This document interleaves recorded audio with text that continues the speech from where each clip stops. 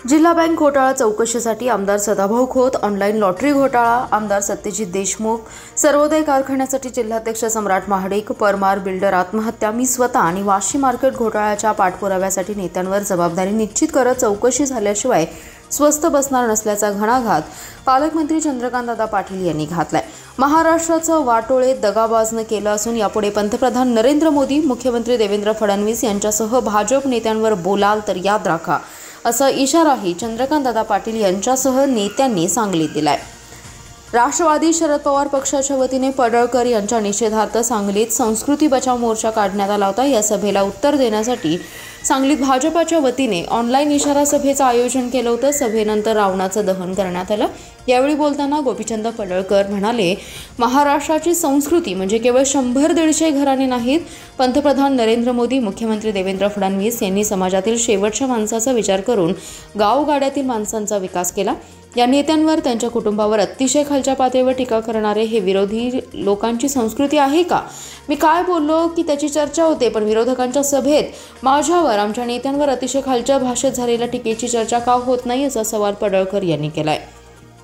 पंतप्रधान, मुख्यमंत्री यांच्यासह आमच्या नेत्यांवर खालच्या भाषेत पातळीवर टीका झाल्यास मी गप्प बसणार नाही, असा इशारा विरोधकांवर बोलताना मी संस्कृतीचा विचार करणार नाही, असा इशारा पडळकर यांनी दिलाय। या सभेसाठी माजी मंत्री कांबळे, आमदार सुधीर गाडगीळ, सुरेश खाडे, समित कदम यांच्यासह अनेक नेते उपस्थित होते। मी आता सगळ्या नेत्यांना आणि कार्यकर्त्यांना असं आवाहन करणार आहे की यापुढे जे याच्या आधीच्या अनेकांनी म्हणलं तर अरे म्हणणाऱ्याला कारे म्हणायला पाहिजे, आणि ते अरे म्हणणाऱ्याला कारे म्हणण्यासाठी आपल्या सगळ्यांची तयारी पाहिजे। 5 जणांची जबाबदारी करतोय मी। घाबरलेत ना, मग आता जरा शेवटापर्यंत नेऊया। सदाभाऊ खोतांनी सांगली जिल्ह्याच्या बँकेच्या घोटाळ्याची, त्यावेळच्या अध्यक्षांच्या घोटाळ्याची चौकशी करण्याच्या मागे लागायचं। दर आठवड्याला मंत्रालयात पाहिजे आणि वेळ पडली तर हायकोर्टात जाऊ आणि हायकोर्टामधून आदेश घेऊ, परंतु ही घोटाळ्याची चौकशी होणार। इकडे सम्राट महाडिकांनी सर्वोदय कारखान्यासाठी जीवाचं रान करायचं। सर्वोदय कारखाना कसा ताब्यात मिळत नाही बघू। खरं म्हणजे मी कुठे पृथ्वीराज अजून एखादा महिना महसूल मंत्री राहिलो असतं तर त्याला काम झालं असतं। तुला ती रात्र आठवत असेल की पहाटे 4 पर्यंत जागा होतो।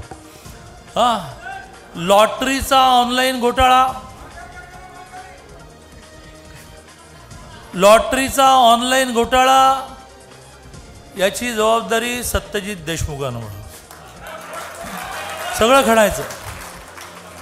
मग एक ठाणे जिल्ह्यामध्ये बिल्डर गेला, त्याच्या डायरीमध्ये कोणाचं तरी नाव होतं आणि ते शिरा ताण ताणून बोलत होते आणि सातत्याने सगळ्या बहुजन समाजाचा ठेका त्यांनीच घेतला आहे असं त्यांना वाटतं। ज्याचं नाव होतं, डायरी आहे, मला माहिती आहे कुठे काय गोट्याकडे होतो काय, त्यामुळे त्याचं काम मीच घेतो माझ्या अंगावर। एक आणखीन नेता, मला जयंतराव म्हणाले, खरं म्हणजे ही सभा होऊ नये असं मला वाटत होतं, पण काय करणार, माझ्या या XYZ नेत्याने भरीस घातलं आणि सगळ्यांना इथे आणलं, एक नका वाढवू। मग हा जो भरीस घालणारा नेता आहे तो वाशीच्या कृषी उत्पन्न बाजार समितीच्या घोटाळ्यात आहे। त्याचं कोणाचं तरी एकाचं काम करू, अध्यक्ष महोदय कोणाला ते नाव द्या मला, त्याची जबाबदारी करू। 5 घोटाळ्याची चौकशी केली की हे आपापल्या गावातून पळून जातील, कारण डायरेक्ट जेलमध्ये जावं लागेल ना, त्यामध्ये इथून गावातून पळून जातील। हा इशारा द्यायला या ठिकाणी मी उभा आहे, हलक्यात घेऊ नका आम्हाला। 10%च बोललो आहे, तुम्ही मारे भाषण करता की जयंतरावना भाजपात आणण्यासाठी दडपण आणताय। कोण जयंतराव, कोणाला भेटतात, किती वेळा भेटतात? हो सम्राट महाडिक, गोपीचंद पडळकरने बरोबर सांगितलं, राजकारण आहे, आले तर मागे बसायला लागेल, येणार नाही।